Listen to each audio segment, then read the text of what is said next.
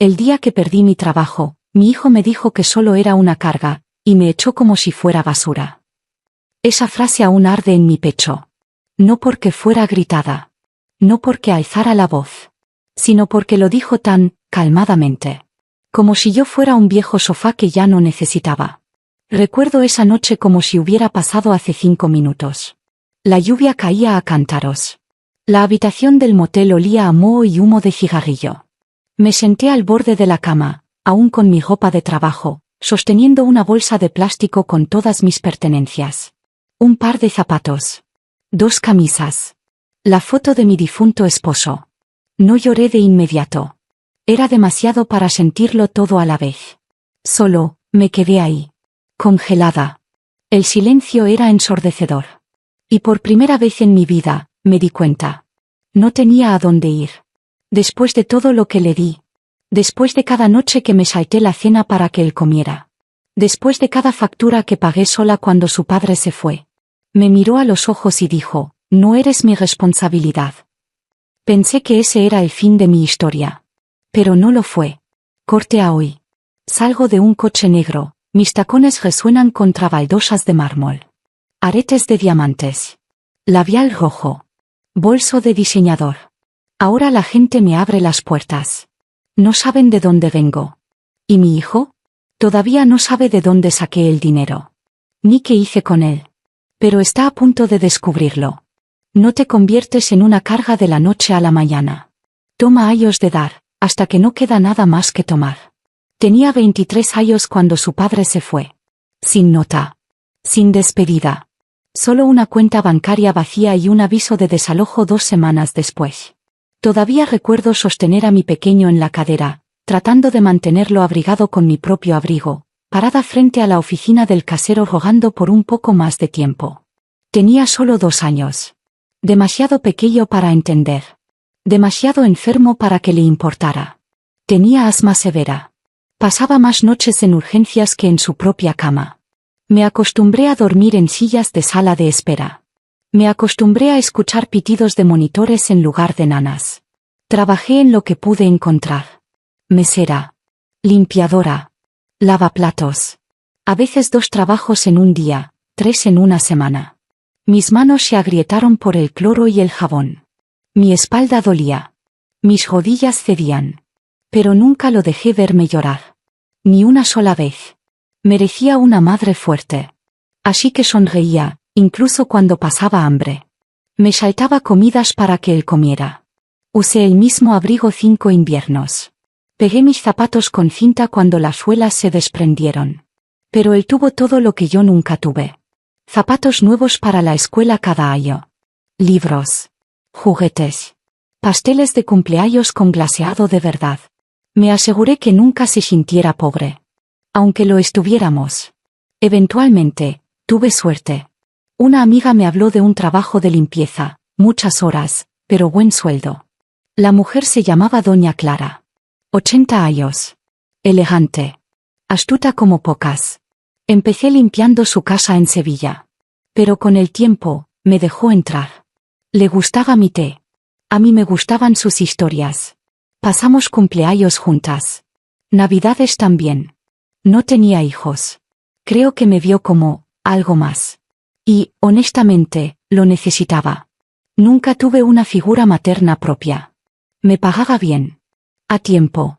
En efectivo. Gracias a ella, por fin ahorré para un apartamento decente. No éramos ricos, ni cerca, pero por primera vez, estábamos estables. Seguros. Pasaron 15 años así. Ella se debilitaba. Yo me quedaba. No porque tuviera que hacerlo. Sino porque quería. Le debía más de lo que ella sabía. Mientras tanto, mi hijo crecía también. Niño brillante. Callado. Siempre con un libro en la mano. Hice turnos extra para enviarlo a la universidad. Entró en una buena. Lejos de casa, en Barcelona. Lloré el día que lo dejamos allí. Lágrimas de orgullo. Lágrimas de esperanza. Pero cuando volvió, algo había cambiado. Sus abrazos eran más cortos. Su voz más fría. Empezó a llamarme menos mamá y más tú. Nunca preguntaba por mi día. Ya no me agradecía. Al principio pensé que era estrés. Pero en el fondo, lo sabía. Ya no le era útil. Y algún día, dejaría de fingir que le importaba. No sabía cuán pronto llegaría ese día. No esperaba que ese día fuera su último. Doña Clara tomó su té por la mañana, como siempre. Incluso elogió mis bollitos de limón. A mediodía, ya no estaba. La encontré sentada plácidamente en su silla favorita, libro en el regazo, gafas ladeadas. Parecía que solo dormía. Pero lo supe. Antes de tocar su mano, lo supe. El silencio en esa casa era diferente. Pesado. Hueco. Final. Me quedé hasta que llegó el forense. Lavé la taza de té. Doblé su manta. Porque no sabía qué más hacer. 15 años. Era más que una jefa. Era la única persona que me trató como si importara. Al día siguiente, llegó el abogado de la herencia. Frío. Eficiente. Me dijo que la casa quedaría cegada por el proceso de sucesión. Trabajo terminado. Sin indemnización. Solo, fin. 15 años, y todo terminó con una puerta cerrada y un asentimiento. Me contuve en el autobús a casa. Intenté respirar. Intenté decirme que estaría bien. Esa noche, entré por la puerta de mi hijo como un fantasma. Aún con mi uniforme. Aún sosteniendo mis llaves como si tuviera a dónde ir.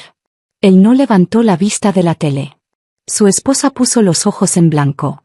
¿Pasa algo?, preguntó ella, como si estuviera interrumpiendo su cena. Les conté, suavemente, que doña Clara había fallecido. Que estaba sin trabajo. Que solo necesitaba un poco de tiempo para organizarme. No esperó ni 5 segundos antes de hablar. Bueno, no podemos mantener a 3 adultos con un solo sueldo, mamá. Mi corazón se hundió. Su esposa intervino, brazos cruzados. No estás aportando. Tenemos 2 niños que alimentar. No podemos seguir cargándote. Parpadeé. ¿De verdad pensaban que había estado viviendo de ellos? Cada mes les daba dinero. Compraba comida. Pagaba las cuotas escolares de los niños. Cuidaba a esos pequeños mientras ellos salían a citas. Limpiaba su cocina. Lavaba su ropa. Pero nada de eso importaba ahora. 3 días después, me sentó. Dijo que era temporal. Dijo que me ayudaría a encontrar algo. Pero sus ojos no me miraban. Al final de la semana, estaba frente a la puerta de un motel, sosteniendo una bolsa de basura con mi ropa. Ni siquiera salió del coche. Solo abrió el maletero, miró su móvil. Cuando me giré para despedirme, me hizo un gesto con el pulgar arriba. Como si me fuera de vacaciones. Sin abrazo. Sin emoción. Sin vergüenza. Esa noche, me senté al borde de la cama del motel, escuchando el zumbido de la máquina expendedora afuera y a la pareja de al lado discutiendo por dinero. Y pensé, así se siente ser desechada. Darle a alguien toda tu vida. Y que te entreguen una llave de motel en lugar de un gracias. La gente piensa que el desamor es ruidoso. No lo es. Es silencioso. Lento. Frío. Es el sonido de un calefactor de motel tartamudeando a las 2 de la mañana. El sabor de fideos instantáneos baratos 3 noches seguidas. El silencio cuando nadie llama, ni siquiera en tu cumpleaños. La primera semana, me dije que era temporal. Que mi hijo llamaría. Que se daría cuenta de lo que hizo. Tal vez lo había malentendido. Pero los días se convirtieron en semanas. Y todo lo que recibí fue silencio. Vendí mi anillo de boda primero. Lo empeñé por suficiente para pagar otra semana en el motel y algo de comida. Se sintió como perderlo de nuevo. Luego fue mi collar. Luego los pequeños pendientes de oro que me compré cuando cumplí 40. Todo se fue. Solicité trabajos. Restaurantes. Supermercados. Incluso limpieza. Pero cuando veían mi edad, y que no terminé el instituto, sonreían cortésmente y decían que guardarían mi solicitud en archivo. Ese archivo debía ser un cubo de basura. Caminaba a casa cada día con ampollas en los zapatos y cartas de rechazo en mi bolso. Las noches eran peores. Frías. Solitarias. Me sentaba en la oscuridad, envuelta en una manta fina, y miraba fotos viejas en mi móvil. Imágenes de mi hijo cuando era pequeño. Su sonrisa con dientes separados. Sus bracitos alrededor de mi cuello. Quería gritar, ¿a dónde fue ese niño? Luego llegó mi cumpleaños. No esperaba mucho. Solo, tal vez un mensaje. Una llamada. Una palabra amable. Pero el día pasó como cualquier otro. Sin mensajes. Sin llamadas perdidas. Nada. Esa noche, abrí Facebook. Y ahí estaba. Una foto de él y su esposa. En un restaurante elegante. Ella sostenía una copa de vino. Él la rodeaba por la cintura. Se veían felices. Cómodos. Sin un ápice de culpa. El pie de foto decía: agradecido por mi verdadera familia. No los cambiaría por nada. Miré la pantalla por mucho tiempo. Luego dejé el móvil y empecé a temblar. Mis manos. Mi pecho. Mi voz. Intenté contenerme. Pero las lágrimas llegaron de todos modos. Rápidas. Calientes. Feas. Lloré como no había llorado en años.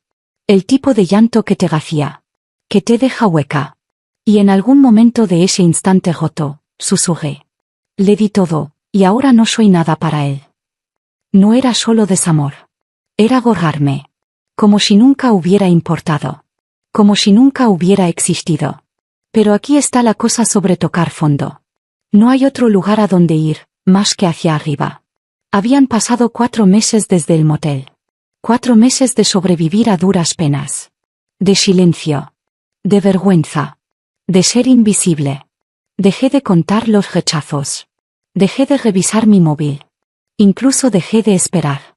Así que cuando recibí la llamada, casi no contesté. Era de un bufete de abogados. Pensé que era una estafa. Hasta que la mujer al otro lado dijo un nombre que no había oído en voz alta en semanas. Doña Clara Fernández. Mi corazón se detuvo. Por un segundo, no pude respirar. La mujer continuó, profesional y tranquila. Doña Clara había dejado un testamento. Y yo estaba listada como beneficiaria principal. Pensé que había oído mal. ¿Yo? Solo era su empleada de limpieza. Pero no, lo había dejado todo. Su casa. Sus ahorros. Sus acciones, bonos, piezas de arte, incluso las joyas en su caja fuerte. Valor total, 7,5 millones de euros. No podía hablar. No podía moverme. Solo me quedé ahí, con el móvil en la oreja, mirando el papel pintado despegado del motel como si eso explicara qué estaba pasando. Entonces la abogada dijo: también hay una carta. La escribió específicamente para usted. Cuando llegué al despacho, me entregaron un sobre con mi nombre escrito en la elegante caligrafía de Doña Clara. Lo abrí con dedos temblorosos. Decía: no fuiste solo una criada para mí. Fuiste leal, amable, honesta, y me diste compañía cuando no tenía a nadie. Fuiste la hija que nunca tuve. Esta es mi manera de decirte gracias. Vive la vida que nunca pudiste vivir. Para cuando terminé de leer, la carta estaba húmeda con mis lágrimas. El duelo me golpeó como una segunda ola. Realmente se había ido. Pero no me había olvidado. Me había visto. No como una carga. No como una sirvienta. Sino como alguien digna. Firmé los papeles en silencio, con las manos aún temblando. Sin fanfarria. Sin público. Solo yo, y una abogada que me miró como si de repente me hubiera convertido en otra persona. Tal vez lo había hecho. Y lo primero que hice. No fue una mansión. Ni diamantes. Fue una comida caliente. De verdad. Filete. Patatas. Pan fresco con mantequilla. Me senté sola en un restaurante tranquilo y comí despacio. Por primera vez en meses, probé la comida sin culpa. No tenía prisa. No temía la cuenta. No se lo conté a nadie. Todavía no. Porque un poder como ese se sirve mejor en silencio. Pensaron que me desecharon. Pero lo único que hicieron fue liberarme. Y aún no había terminado. Pensé que había terminado de llorar por él. Después de todo lo que dijo. Después de dejarme en ese motel sin siquiera un adiós. Me dije que no derramaría otra lágrima por mi hijo. Pero el dolor tiene capas. Y la traición tiene una forma de esconderse en la oscuridad, hasta que decide mostrarse. Ocurrió un martes cualquiera. Estaba reunida con mi contable, ultimando detalles de la herencia. Me preguntó si quería cerrar mi antigua cuenta corriente, la que usaba antes de que doña Clara falleciera.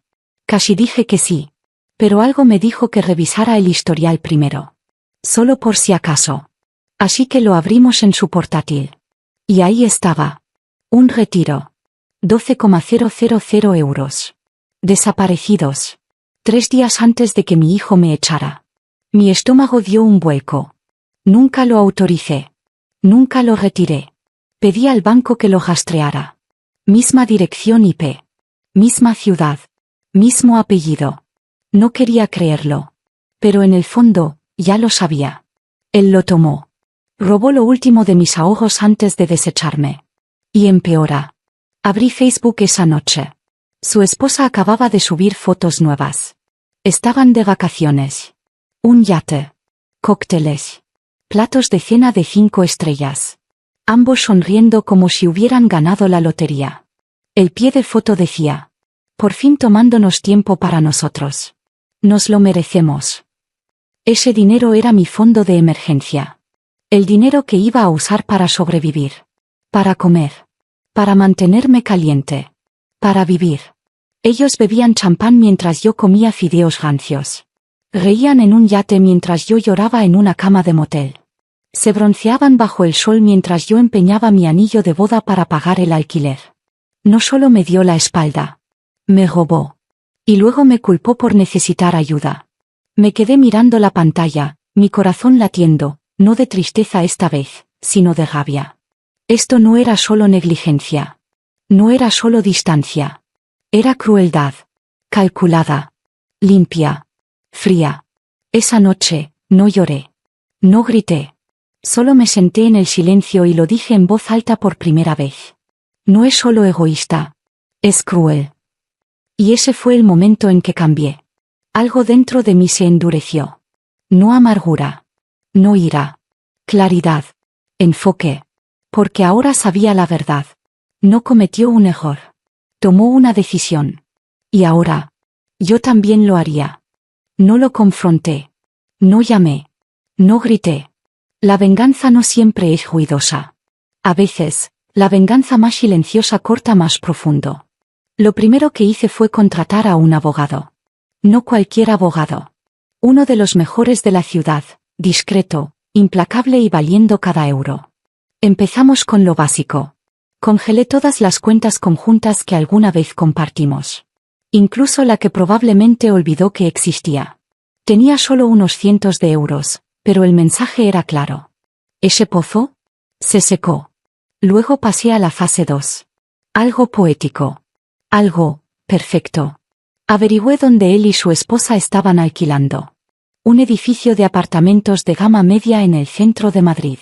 Bastante decente. Cerca del trabajo. Asequible. Lo que no sabían era que el edificio acababa de ponerse en venta. Y yo tenía el efectivo para comprarlo, de contado. Tomó menos de 3 semanas. Unas pocas reuniones. Unas firmas. Y así, de repente, me convertí en su casera. Por supuesto, no aparecí. No hice una escena. Dejé que el administrador de la propiedad enviara la carta oficial. Aviso de ajuste de alquiler. A partir del próximo mes, todas las unidades verán un aumento del 60% debido a la nueva propiedad y planes de renovación. Supe por el administrador después que mi hijo irrumpió en la oficina, rojo de furia, gritando que esto era injusto y repentino e imposible con 2 niños. Rogó por clemencia. Dijo que conocía al antiguo casero. Dijo que siempre había pagado a tiempo. El administrador sonrió cortésmente. Le dijo que la nueva dueña había tomado la decisión. Que era definitiva. Que no había nada que él pudiera hacer. Nunca lo supo. Todavía no lo sabe. Mientras él estaba en pánico por el alquiler, yo estaba sentada en mi jardín. Lavanda fresca. Un estanque de peces koi. El sol calentándome la cara. Pero no terminé ahí. Hice unas llamadas.